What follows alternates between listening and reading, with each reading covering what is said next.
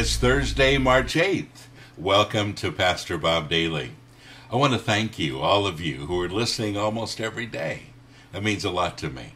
And I really do enjoy spending this time with you.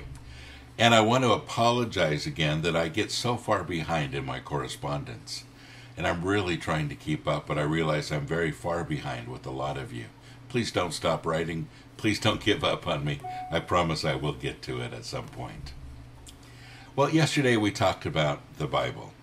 And my suggestion for you yesterday was read the Bible again for the first time.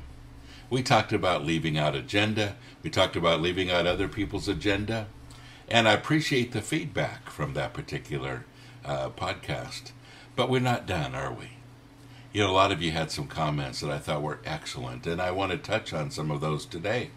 The biggest one was that people said, you know, I'm enjoying it, but I'm on a schedule now where I get through the Bible in a certain amount of time. One person said they were reading the Bible in 3 months. A few others said they were reading the Bible in a year, and everybody had a definite plan that they were reading. And, you know, I've done that many times too. I totally understand where you're coming from. But let me tell you why I don't do that anymore. If you were to get a love letter from somebody that you really, really loved, how would you read the letter? Honestly, how would you read it? Would you say, okay, I'm going to break this up into 3 months. I'm going to break this up into 12 months. I'll read so much every day. I bet I know how you'd read the letter. You'd read it with your heart, not your head. You'd read it, and maybe you'd read one sentence, and you'd think, oh, that is so cool. And you'd close your eyes, and you'd think about it, and you'd cherish it for a while. And then you'd think about it all day. And then maybe you might read a little more the next day, and that day, nothing in particular jumped out at you, so you got through a lot more reading. Gave you some things to think about. And you realize that different days, there's a different dynamic in reading that letter. But the whole letter, as you put it all together, starts making a lot of sense.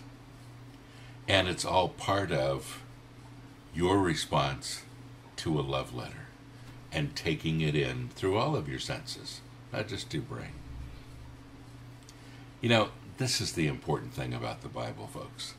And some of you have committed yourself to reading the Bible in 3 months, in a year, in 2 years, whatever it might be. But I think you miss so much when you do that. Why don't you commit yourself to falling in love with it instead?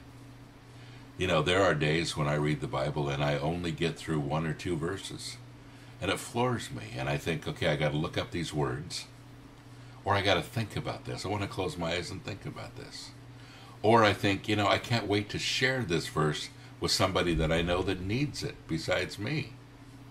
You know, there's all kinds of emotions that come from it.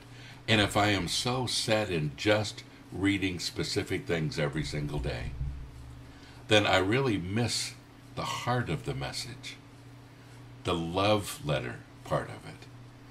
And you know, honestly, even though the Bible has a lot of history and a lot of different kinds of things, it is a love letter from the beginning to the end.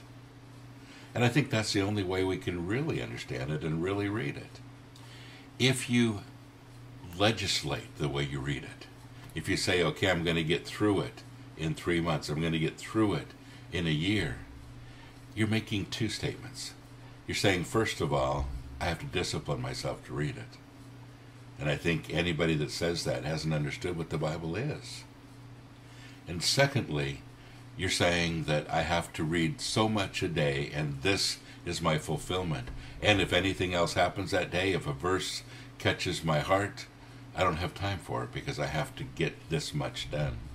Then I think you're in trouble too.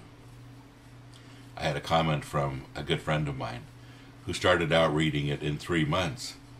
And she said, you know, I'm only on Exodus. I guess it's going to take me more than 3 months, but I'm committed and I'm enjoying it. And I thought, good for you.